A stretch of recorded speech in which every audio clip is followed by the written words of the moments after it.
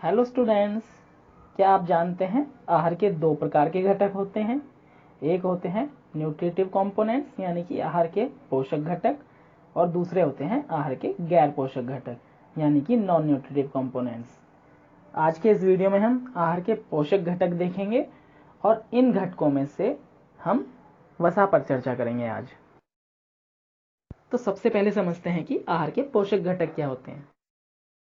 आहार के पोषक घटक वे घटक होते हैं जो ऊर्जा अथवा कैलोरी प्रदान करने में योगदान देते हैं। आहार के विभिन्न पोषक घटक होते हैं जो इस प्रकार हैं: प्रोटीन, कार्बोहाइड्रेट्स, वसा, विटामिन और खनिज लवण। इसे एक बार इंग्लिश में देख लेते हैं। Nutritive components of diet. There are components in the nutritional component of the diet that contribute to provide energy or calories. A diet consists of various nutritional components such as protein, carbohydrates, vitamins and minerals. Nutritive components में हम protein और carbohydrates पिछले videos में देख चुके हैं। इस video में अब चर्चा करते हैं हम वसा पर। कार्बोहाइड्रेट्स और प्रोटीन की तरह वसा भी भोजन का अत्यंत आवश्यक तत्व है। यह भी कार्बोहाइड्रेट्स की तरह ही एक रासायनिक यौगिक है जिसमें कार्बन, ऑक्सीजन व हाइड्रोजन नामक तत्वों का प्रतिशत क्रमशः 76, 12 व 12 होता है। अर्थात कार्बोहाइड्रेट्स की अपेक्षा वसा में ऑक्सीजन की मात्रा अधिक होती है। वसा शरीर को ताप तथा शक्ति प्रदान करती है। यह शरीर के तापमान को नियमित रखने में भी मदद करती है, अर्थात गर्मी व सर्दी के बाहरी प्रभाव से भी शरीर की रक्षा करती है। यह हमारे कोमल अंगों को सुरक्षा भी प्रदान करती है और त्वचा को खुरदरा होने से बचाती है। वसा की सही मात्रा शरीर की सुंदरता को बनाए रखती है और चिकनाहट प्रदान करती है। यह हार्मोन्स के उत्पादन में भी सहायता करती है। वसा को उसकी संरचनाओं के अनुसार वर्गीकृत किया जा सकता है।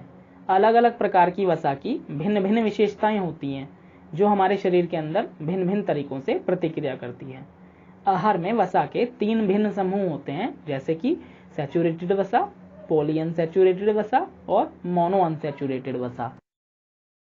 संतृप्त वसा यानी कि सैचुरेटेड वसा को अधिक मात्रा में लेने से हृदय रोग यानी कि हार्ट डिसीज होने की ज्यादा संभावनाएं होती हैं, क्योंकि इससे रक्त में कोलेस्ट्रॉल का स्तर बढ़ जाता है। कोलेस्ट्रॉल भी 2 प्रकार का होता है, एक एलडीएल होता है, एक एचडीएल होता है। तो संतृप्त वसा से एलडीएल कोलेस्ट्रॉल बढ़ जाता है। ये कम घनत्व वाला लिपोप्रोटीन होता है यानी कि लो डेंसिटी लिपोप्रोटीन। तो ये वाला कोलेस्ट्रॉल हमें बहुत नुकसान पहुंचाता है, तो इसको सीमित मात्रा में लेना चाहिए। इस प्रकार की वसा फास्ट फूड्स में, पेस्ट्रीज में और बिस्किट्स में पाई जाती है। पॉली अनसैचुरेटेड वसा व मोनो अनसैचुरेटेड वसा रक्त में कोलेस्ट्रॉल के स्तर को यानी कि एलडीएल के लेवल को कम करने में सहायता करती है। इसके लिए हमें संतृप्त वसा यानी कि सैचुरेटेड वसा को कम इस्तेमाल करना चाहिए। पॉली अनसैचुरेटेड वसा मोनो अनसैचुरेटेड वसा की तुलना में कुछ स्तर तक अच्छी होती है। इसमें से मोनो अनसैचुरेटेड के लिए मूंगफली और सरसों का तेल यूज कर सकते हैं और पॉली अनसैचुरेटेड के लिए सूरजमुखी और सोयाबीन के तेल को हम यूज कर सकते हैं। आहार में वसा का होना जरूरी होता है, लेकिन इसकी मात्रा सीमित ही रहनी चाहिए। दिन में कुल 20 ग्राम तक खाना पकाने का तेल हम प्रयोग कर सकते हैं। बाकी जरूरत हम अनाज, दाल और सोयाबीन वगैरह से, सब्जियों से पूरी कर सकते हैं। ऊर्जा प्राप्त करने की दृष्टि से वसा कार्बोहाइड्रेट से अच्छी समझी जाती है, क्योंकि यह शरीर को कार्बोहाइड्रेट्स की अपेक्षा दोगुनी शक्ति प्रदान करती है। इसे पचाने में शरीर को काफी समय लगता है। आमाशय की गतिशीलता को ये कम कर देती है और भूख भी कम लगती है। लेकिन चीनी या कार्बोहाइड्रेट्स के साथ यदि वसा का प्रयोग भोजन में किया जाए तो वसा का पाचन जल्दी हो जाता है। शरीर में जिस वसा का प्रयोग नहीं हो पाता वह वसा शरीर में जमा हो जाती है तथा आवश्यकता अनुसार ऊर्जा प्रदान करती है। लेकिन ऊर्जा की आवश्यकता ना होने पर इसके जमाव के कारण शरीर के अंग कुशलता पूर्वक कार्य नहीं कर पाते हैं। शरीर को वसा की उचित मात्रा मिलनी अति आवश्यक है। यदि आहार में वसा की मात्रा आवश्यकता से कम हो तो प्रोटीन और कार्बोहाइड्रेट कुछ स्तर तक वसा में बदल जाते हैं। लेकिन आहार में वसा की मात्रा ज्यादा कम हो तो त्वचा संबंधी एवं प्रजनन अंग संबंधी समस्या हो सकती है। साथ ही वृद्धि एवं विकास, रोग प्रतिरोधक क्षमता इत्यादि पर प्रतिकूल प्रभाव पड़ता है, क्योंकि वसा के द्वारा शरीर को विटामिन भी प्राप्त होते हैं। ये जो विटामिन ए, डी, ई और के होते हैं, ये विटामिन वसा में घुलनशील होते हैं। तो इस तरीके से हमें वसा के द्वारा इन विटामिन का भी फायदा मिलता है।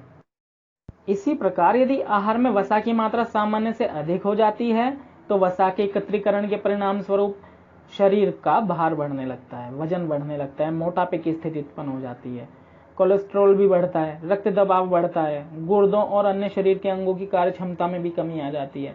अतः आहार में वसा की संतुलित मात्रा का होना अति आवश्यक है।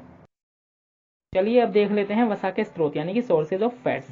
पहले स्रोत हैं पशु और दूसरे स्रोत हैं वनस्पति। इनमें पहले हम देख लेते हैं एनिमल सोर्सेज। वसा की प्राप्ति में पशुओं से भी होती है, जैसे घी, मक्खन, दही, मछली का तेल, दूध, पनीर, मांस व अंडा। अंडे में भी पीला भाग। अब देखते हैं वेजिटेबल सोर्सेज। वनस्पतियों से भी हमें वसा की प्राप्ति होती है, जैसे सूखे मेवे, तिल, नारियल, सोयाबीन, अनाज, सरसों का तेल, अलसी, बिनोला आदि आदि। आइए इसको एक बार इंग्लिश में देख लेते हैं। Fat is one of the important components of the diet. It is also made up of carbon, hydrogen and oxygen like carbohydrates. Fats provide us with twice as much energy as carbohydrates. It provides body warmth, smoothness and beauty. We can store extra fat in our body to be used later. Butter, ghee and nuts are rich sources of fats, but too much of fat can lead to disease like blood pressure, heart problem and obesity. आज के इस video में इतना ही। Thank you. Have a nice day.